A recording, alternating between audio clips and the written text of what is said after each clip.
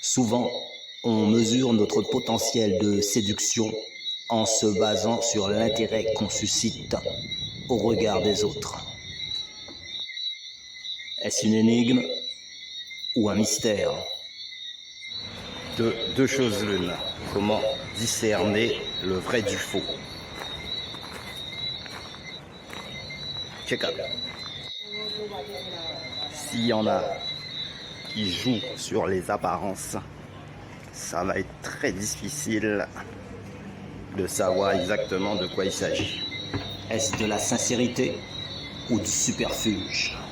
Les apparences sont trompeuses. Ouais, il y a certaines filles qui se plaignent même déjà qu'elles se font trop rarement accoster, ou sinon quasiment jamais.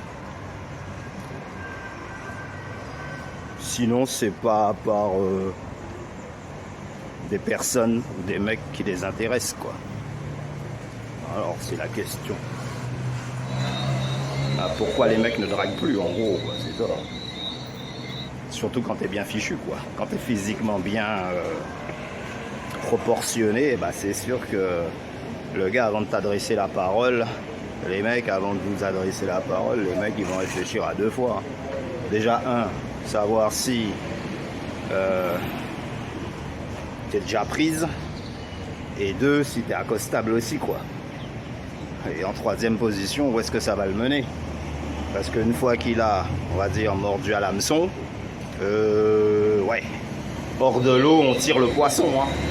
Et hors de l'eau, le poisson, il vit pas longtemps, quoi. Et tout ceci ne reste qu'une option. Pas fort. Ouais, le problème, il se pose là. Maintenant, si on prend la phrase au mot, on pourra dire que ouais, il y a une question de fidélité qui se pose. Mais la plupart du temps, il faut savoir qu'il faut limiter les risques dans sa vie. Tu vas pas commencer à tirer sur tout ce qui bouge, dans la mesure où t'es pas un papillon, tu n'es pas un chien perdu, lâché sans collier. T'es un être humain et donc tu vas te comporter tel.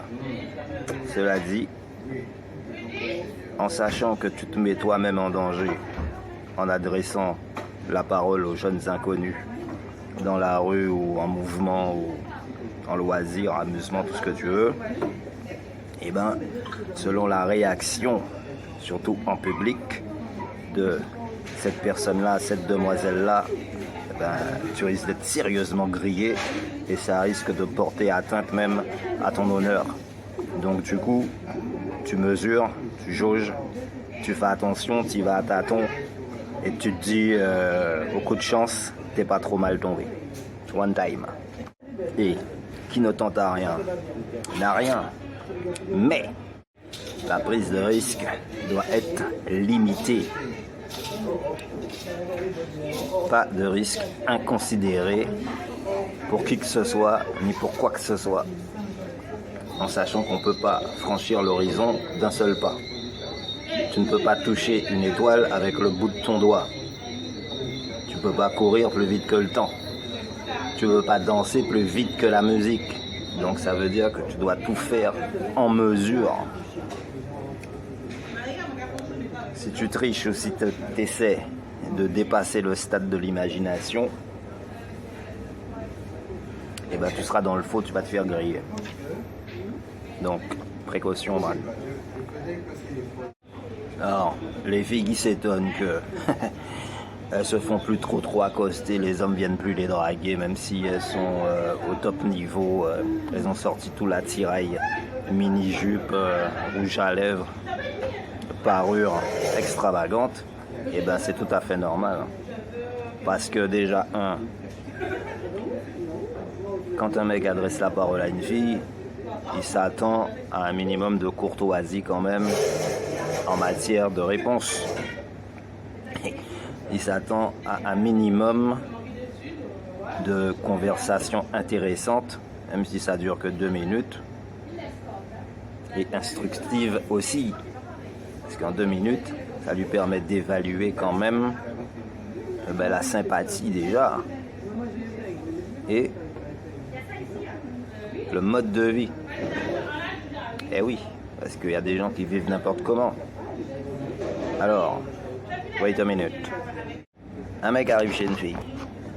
Il y a une table basse pour les cocktails ou boissons fraîches. Sur la table basse, il y a un napperon. Sur le napperon, il y a un pot de fleurs. Le mec, il arrive chez la fille, le napperon, il est en travers. Au lieu d'être bien droit, il est en travers, mais le pot de fleurs est posé dessus. Donc la question que le mec il se pose, comment ça se fait que le napperon soit en travers? Et depuis combien de temps? Est-ce que c'est quelque chose, je sais pas, un cahier, un livre, un portable qui était posé dessus, en le prenant, le napperon il a dévié? Ou est-ce que ça fait 3 semaines, 1 mois que le napperon il est en travers, quoi? Donc ça c'est déjà signe qu'elle n'a pas le temps de s'occuper de sa maison, déjà de premier ordre. On peut aller plus loin. Hein. Signe que ce n'est peut-être pas une bonne hôtesse de maison. Le mec, une fille l'a invité chez lui à boire un coup. Il arrive, il rentre tranquille. Elle lui offre une boisson. Il dit, il veut rien, il veut juste de l'eau parce que déjà, il est passé faire un tour, il n'est pas pour longtemps. Elle lui sert l'eau dans un bocal. Ok. Et là, déjà, ça veut dire qu'elle n'a pas eu le temps de faire sa vaisselle. Ou alors, elle n'est même pas équipée pour. Donc, quand une fille invite un mec chez elle, même si c'est sur la terrasse, faut faire gaffe. Faut pas qu'il y ait des traces de boue de différents pas, parce que la veille il a plu quoi. Et lui il arrive, je sais pas, le lendemain vers 11h, il voit qu'il y a des traces de pas dans tous les sens, au niveau de la terrasse. Il se pose des questions. Donc, le ménage est pas fait. Les rideaux, on voit que ça fait un bout de temps que ça n'a pas été lavé. Ils n'ont pas été désuspendus, fichus à la machine, ou voire même changés. Donc le mec, il se pose la question, ouais, mais dans quoi j'ai été me fourrer, quoi? Parce que chez lui, c'est clean. Eh ben ouais, son gazon, il est fait, tout est neuf chez lui, télé neuf, fauteuil neuf, peinture refaite récemment, bureau bien rangé, même le stylo, il est droit, cahier peut-être. Il n'est pas toujours à son bureau, hein. Mais même quand il n'est pas à son bureau, tout est bien rangé. Étagère, nickel. Comme il n'aime pas ranger ou s'occuper du nettoyage, tout est toujours nickel back. H24, ouais. H24. Mais ce qui arrive, c'est qu'un mécanicien, il a plusieurs outils dans sa caisse à outils. Et il y a même des outils qui n'entrent pas dans la caisse à outils. Le principe de l'homme même, c'est ça. C'est chaque outil sert à quelque chose. Donc tu vas pas desserrer, je sais pas, un tuyau avec un tournevis. Tu vas prendre l'outil approprié, genre de pince quoi, ou une clé à molette, au pire des cas. Et ben voilà, c'est ça. Il faut que tout entre en fonction pour que ça aille bien. Donc si à la première approche, le gars il sent que il lui a laissé la parole, je sais pas, bonjour et doudou, etc. Et il voit que le mode de réponse ne correspond pas à quelqu'un qui a la classe, à une fille qui prend soin d'elle-même, même dans les propos, même dans l'attitude. Deuxièmement, lorsqu'une fille s'habille mini-jupe, qu'elle met tout l'attirail, mais qu'en plus, elle fait du pointe-à-pied de basse-terre, c'est-à-dire mi-temps, mi-temps moins, il ne faut pas qu'elle s'étonne que les hommes derrière se retournent et la sifflent, et loulou, qu'est-ce qui se passe? Parce que le non-verbal, la gestuelle, c'est une façon de communiquer. Donc si tu te mets d'un genre et que pour que les hommes t'accostent, pour être attirante, attrayante, et quand il y en a qui se présentent, c'est pour les envoyer bouler, c'est pour les envoyer dans le champ de boue, marcher dans les marécages, loin devant je suis, le désert je traverse, et ben par expérience vécue, hein, et par... Parce que les hommes, ils parlent entre eux. Hein. Le mec, il adresse sa parole à une fille, il dit, oh, mais sa bouche est plus serrée qu'une boîte de sardines. Mais qu'est-ce que tu crois qu'il va penser? Il va aller en détail. Direct, clash. À revoir. La tenue vestimentaire, dans le détail aussi, laisse à penser l'esprit, l'état d'esprit de la personne, le bon sens. Si tu te mets d'un genre, il faut que tu aies la conversation qui correspond avec le style. C'est pareil si je me mets costume cravate. On va penser que je suis un mec de bureau. Mais après, si on vient m'adresser la parole et je réponds sauvagement, on va dire, oh, mais c'est qui monsieur? C'est qui? Ça cloche. C'est pas normal. T'es supposé être un minimum dans la courtoisie, la classe quoi. Voilà. Maintenant tu peux être costume cravate, tu vas pas être dans ton jardin en train de labourer les champs. Tu vas te mettre en tenue de jardin, en tenue de campagne. Tu vas te détacher de tes bœufs, en tenue de, comme on dit, des marébèfs. Eh ben, mais en ville c'est pareil. En ville c'est pareil.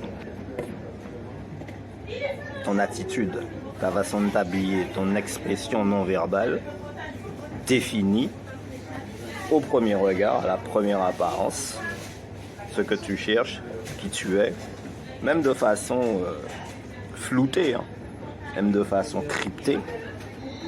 Il faut peser le pour et le contre en toutes circonstances afin de définir la bonne marche à suivre dans la logique des choses. Ce que tu es en train d'exposer ou ce à quoi tu t'exposes.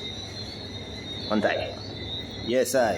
Alors je le vois qui arrive. Je vais lui ficher un Cerato. Je vais l'envoyer bouler n'importe comment. De toute façon, c'est qu'un petit crétin. Regarde comment il est habillé, regarde comment il est coiffé, regarde sa paire de lunettes. Ouais. Mais au fil du temps, ah tiens, c'est bizarre. Les mecs sont vachement moins entreprenants qu'avant, ils sont vachement moins dragueurs, ils sont vachement moins investis dans la relation, ils font attention, ils comptent les sous, là où ils vont, s'ils t'invitent, bon, ben, tu comprends, ouais, ils posent beaucoup plus de conditions qu'avant, comme si, bon, ils cherchent pas vraiment de partenaire, quoi. C'est juste, il faut une femme, il faut une copine, donc voilà, applique quoi. Donc. Mais l'intérêt même sentimental, l'investissement romantique, quoi. Eh ben, ça passe à la trappe. Hein. Donc c'est clec, oui ou non, on va à la plage sans intérêt, rivière. Tout ce qu'on fait, c'est sans intérêt. On fait des trucs, mais comme au départ, là, il n'y a pas de sentiment, on ne sait pas trop comment c'est cadré, donc. Et voilà pourquoi les mecs, eh ben, ils se montrent de plus en plus distants. Hein. Donc je pense que les choses vont s'inverser à un moment donné. Ben, ça va être les filles à devoir faire le premier pas. Donc, et voilà. Au nom de la fidélité n'est plus quelque chose d'essentiel, et ben, comme c'est plus quelque chose d'essentiel, et ben, il n'y a plus rien qui tient debout, puisque si tout est basé sur la relation humaine sentimentale, hein, si c'est basé sur la fidélité, ben, il n'y a pas de fidélité, donc tout ce qui va après, même si la rencontre est super, l'argent est là, la voiture, tout ce que tu veux, les boîtes de nuit, les clubs, ouais, mais au point de départ. Cela s'appelle une relation neutre. La fidélité, ben, c'est ça qui fait que, comme on n'a pas confiance, donc tout passe à la trappe. Et donc la drague même devient qu'une partie de rigolade. On ne drague plus sérieusement parce qu'on essaie de conquérir quelqu'un ou en tout cas nouer une relation. Qui puisse être durable ou bien très importante. Bon, l'heure est arrivée. Il est temps que je me barre.